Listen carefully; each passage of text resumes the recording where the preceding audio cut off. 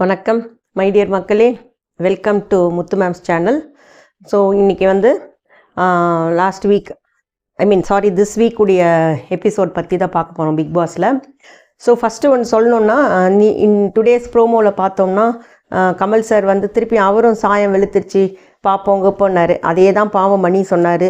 ஆனால் அதே வார்த்தையை இவர் சொல்கிறாரு. நம்ம இதை எப்படி எடுத்துக்கிறதுனே தெரியல. ஆனால் அவர் சொல்கிறது உண்மை தான். பிக் பாஸ் ஹவுஸில் இருக்கிறவங்க எல்லாருமே வன்மத்தோடு தான் இருக்கிறாங்க. அதுக்கு காரணம் யாருன்னா கமல் சார் தான். ஏன்னா எவ்ரி வீக் வந்து அவர் தானேங்க அந்த 1 வீக் நடந்ததை பற்றி சொல்லி அவங்கவுங்கள கரெக்ட் பண்ணுறது, நியாயத்தை சொல்கிறது, அதெல்லாம் அவருடைய பொறுப்பு தான். ஸோ ஒவ்வொரு வாரமும் அவர் பயாஸ்டாக பேசுகிறதுனால உள்ளே இருக்கிறவங்களுக்கெல்லாம் திருப்தி இல்லை. அதுதான் மேட்ரு. ஏன்னா தப்பு பண்ணவங்களே திட்ட மாட்டேன்றாரு, தப்பு பண்ணாதவங்களை வச்சு வறுத்து எடுக்கிறாரு. ஸோ இதெல்லாம் பார்க்க அவங்க தப்பு பண்ணிவிட்டு அவர் ஒன்றும் கேட்காம இருக்கிறவங்க மேலெல்லாம் எல்லாருக்கும் ஒரு வன்மம் வருது. ஸோ அதெல்லாம் அப்படியே செக்ரிகேட் ஆகி எல்லாருக்குமே என்ன சொல்கிறது, மாற்றி வன்மத்தை காட்டிக்கிட்டே தான் இருக்காங்க. ஸோ இப்போ உள்ளே இருக்கிற கண்டஸ்டண்ட்டை விட கமல் சார் தான் எனக்கு என்னவோ நிறைய ரொம்ப இது கண்டென்ட் கொடுக்குறாரோன்னு தோணுது. ஏன்னா இப்போ நம்ம உள்ளே இருக்கிறவங்கள அவங்கள பற்றி பேசுவதற்கு பதில் நம்ம கமல் சார் பற்றி தான் நிறைய பேசுகிறோன்னு நினைக்கிறேன். ஸோ அதுக்கப்புறம் பார்த்திங்கன்னா லாஸ்ட் வீக் நடந்ததில் நம்ம கமல் சார் சொல்கிறத ஏற்றுக்கிட்டு கொஞ்சம் சில கண்டஸ்டன்ஸுங்க மாற்றிக்கிறாங்க. பட் நம்மளுடைய விமர்சனத்தை கமல் சார் ஏற்றுக்கவே இல்லை. ஏன்னா அவராகவே தான் இருக்கார். எப்படின்னா பார்த்தீங்கன்னா மாயா பூர்ணிமாவை முதல்ல கொஞ்சம் ஸ்டார்டிங்கில் கொஞ்சம் ரோஸ்ட்டு எல்லாம் பண்ணதில்லை, கொஞ்சம் அப்படியே அடங்கி அப்படியே ஒரு மாதிரி வந்தாங்க.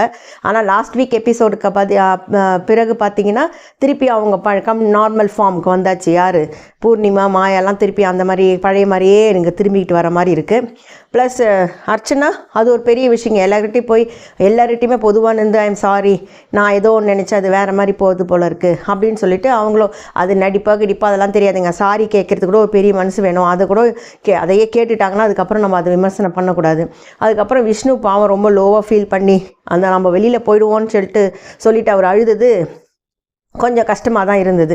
ஸோ பிக் பாஸில் பார்த்தீங்கன்னா யாரெல்லாம் நம்ம வெளியில் போகணும்னு நினைக்கிறோமோ அவங்கெல்லாம் ஜாலியாக எந்த கவலையும் இல்லாமல் இருக்காங்க. யாரெல்லாம் கடைசியில் டாப் 5லேயோ இல்லை 6லேயோ வருவாங்களோ அவங்கெல்லாம் தான் கஷ்டமும் திட்டும் பிரச்சனையுமா மாட்டிட்டு முடிச்சிட்ருக்காங்க. ஃபார் எக்ஸாம்பிள் விக்ரம் எடுத்துக்கோங்க. அவர் சும்மா சுற்றிக்கிட்டு இருக்காரு. ஆனால் அவருக்கு எந்த டென்ஷனும் இல்லை, ஜாலியாக என்ஜாய் பண்ணிகிட்டு இருக்காரு பிக் பாஸ் அவர். அதுக்கப்புறம் இவர் யார், கூல் சுரேஷ். ஆஹா, இந்த கூல் சுரேஷுடைய நடிப்பு கொஞ்சம் நஞ்சம் இல்லைங்க. ஸோ ஏறி வெளியில் குதிக்கிறாராம். அது எதுக்குங்க ஏறி வெளியில் குதிக்கணும்? அந்த மெயின் கேட் வழியாக வெளியில் வாங்கன்னு சொல்லுவார்ல பிக் பாஸ், அந்த டோரில் போய் தட்ட வேண்டியது தானே. பாவா அவர் கூட தான் உடல்நல சரியில்லைன்னு சொல்லிட்டு வெளியில் போனார். பிக் பாஸும் அவங்க கன்சிடர் பண்ணி வெளியில் அனுப்பிச்சிட்டாரு. அந்த மாதிரி ஏதாவது ஒரு வேலிடாக ரீசன் சொல்லிட்டு அவர் பாட்டு வெளியில் போகலாம்ல. அது மேலே ஏறி எக்ரி வெளில குதிக்கிறதெல்லாம் கொஞ்சம் ஓவராக தெரிஞ்சுதுங்க. அதுக்கப்புறம் பார்த்திங்கன்னா அந்த டான்ஸ், அந்த சிம்பு மாதிரி கொடுத்தாங்க பாருங்கள். அப்போ அவர் வந்து டான்ஸ் ஆனதை பார்த்தீங்களா? டான்ஸ் கொஞ்சம் நல்லா பெர்ஃபார்ம் பண்ணுறது கொஞ்சம் ஒஸ்ட்டாக பெர்ஃபார்ம் பண்ணால் அவங்களே வெளியில் அனுப்ப போகிறாங்க, இல்லை நாமினேட் பண்ண போகிறாங்க. அதுக்கு எதுக்கு அப்படி ஆடினார் அவர்? சும்மா போகணும்னு சொல்கிறாரு தவிர அவருக்குள்ளே இருக்கணும்னு தான் ஆசை. அது ஏன் அந்த மாதிரி ஒரு ட்ராமான்னு எனக்கு தெரியல.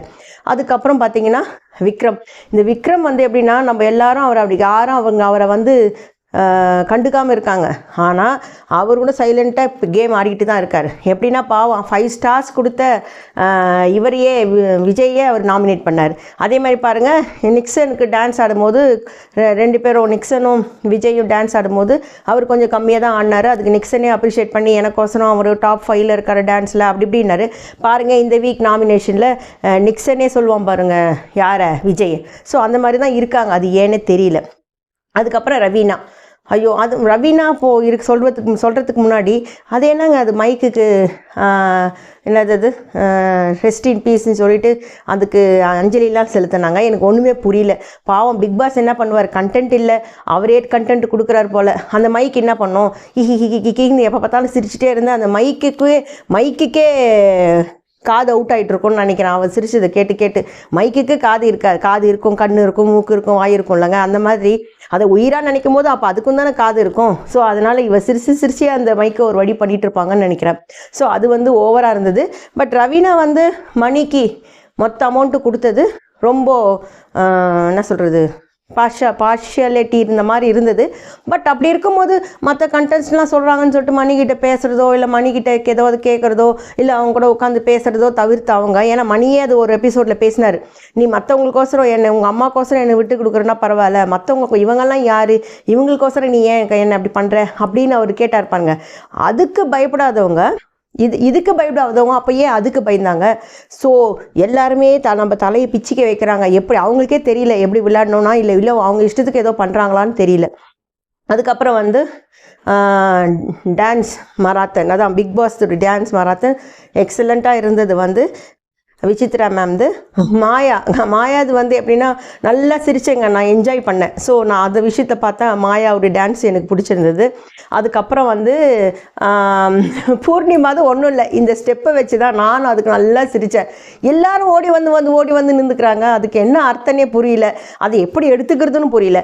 இவங்க விஜய் வந்து நின்றாரு, விஷ்ணு வந்து நின்றாரு, பூர்ணிமா ஓடி வந்து பிடிச்சிக்கணுன்றதுக்காக, அதெல்லாம் பரவாயில்ல. இந்த மணி எதுக்கு வரணும்? அதான் பின்னாடியே ஒன்று சுற்றிக்கிட்டு இருக்கேன் ரவீனான்ட்டு ஒன்று, ஏன் இவர் ஓடி வந்து அந்த ஸ்டேஜ் மேலே நின்றாருன்னு தெரியல. பட் பூர்ணிமா நல்லா க்யூட்டாக அப்புறமா விஷ்ணுவை எப்படியோ அவன் பாவம் தனியாக நிற்கிறானேன்னு சொல்லிட்டு அவனை எப்படியோ உள்ளே இழுத்துட்டு வந்து அந்த ஸ்டெப்பை போட வச்சுட்டாங்க. ஸோ அதை பார்க்குறதுக்கு கொஞ்சம் நல்லா இருந்தது.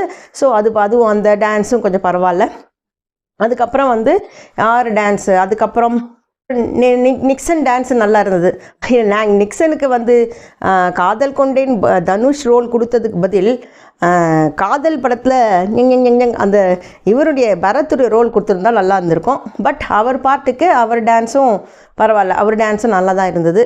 அப்புறம் அதுக்கப்புறம் வந்து வேறு யார், மற்றபடி பார்த்திங்கன்னா டான்ஸு எல்லோரும் ஒரு மாதிரி மற்றவங்கெல்லாம் சொல்லி கொடுத்து கற்றுக்கிட்டு வந்து ஆடின மாதிரி தான் இருந்தது. மணி பாவம், அவர் நல்லா டான்ஸ் ஆடுறவர், அவர் ஆடக்கூடாதுன்னு சொல்லிட்டு அவரை நிறுத்தி வச்சிட்டாங்கப்பா. அவர் பேனலில் பார்த்துட்டு அவர் சூப்பராக வெளியில் ஆடிட்டு இருந்தார். அந்த டான்ஸே நல்லா இருந்தது, அதையும் நாங்கள் அது நல்லா இருந்தது நாங்கள் பார்க்குறதுக்கு. அது மட்டும் இல்லாமல் இவர் வந்து நிக்சன் அதுக்கப்புறம் வந்து நிக்சன் இல்லை, இவர் மாயாவும் விஷ்ணுவும் வந்து உட்காந்துட்டு இருந்தாங்க. இப்போ நாமினேஷன் பற்றி பேசக்கூடாதுன்றாங்க, ஆனால் அந்த மாயா இங்கே நிறைய காக்ரோச் இருக்குது, அந்த காக்ரோச் எல்லாம் வெளியில் முதல்ல அனுப்பணும் அப்படின்னு சொல்லி பிளான் போட்டுட்ருக்காங்க. யார் அந்த காக்ரோச்? விசித்ரா, தென் யார் அது விக்ரம், ஏன் கூல் சுரேஷ் கூட தான். அவர் மட்டும் என்ன பண்ணிடுறாரு, சும்மா சுற்றிட்டு நான் வீட்டுக்கு போகிறேன் சும்மாட்டி சீன் கிரியேட் பண்ணிகிட்டு இருக்காரு. மற்றபடி அவர் ஒன்றுமே பண்ணுறதில்ல. அவரும் வெளியில் அவரையும் சேர்த்துக்கலாம் அந்த லிஸ்ட்டில். ஸோ இன்னைக்கு நாளைக்கு பேசாமல் எனக்கு ட்ரிபிள் எவிக்ஷன் பண்ணாங்களோ சந்தோஷம்தாங்க. ஏன்னா உண்மையால் யார் இருக்கணுமோ அவங்க தான் ஃபைனலுக்கு இருக்கணும். ஸோ டாப் 5லன்னு பார்த்தீங்கன்னா தினேஷ், அர்ச்சனா, விசித்ரா, விஷ்ணு, மணி, இவங்க வந்தால் அந்த உண்மையிலே இந்த கேம் வந்து நல்ல கேம் அப்படின்னு சொல்லலாம். ஆனால் இவங்க பிக் பாஸ் அவர் மனசில் என்ன வச்சுக்கிட்டு இருக்காரோ, இது அவர் எப்படி எடுத்துக்கிட்டு போகிறாரோ அது நமக்கு தெரியல. இன்னொன்று சொல்லணுன்னா, மணி வந்து இப்போ கொஞ்சம் நல்லா விளையாடுறாரு. ஸோ ஒரு தெளிவு இருக்குது, ஒரு புத்திசாலித்தனம் இருக்குது. ரவீனாவோட பேர் பண்ணுறதை கொஞ்சம் அவர் குறைச்சிட்டாரு. ஸோ நியாயமாக பேசுகிறாரு, எல்லாம் பண்ணுறாரு. ஸோ இப்படியே அவர் கண்டினியூ பண்ணார்னா நான் சொன்ன பாருங்கள் டாப் 5ல் அவர் போகலாம்.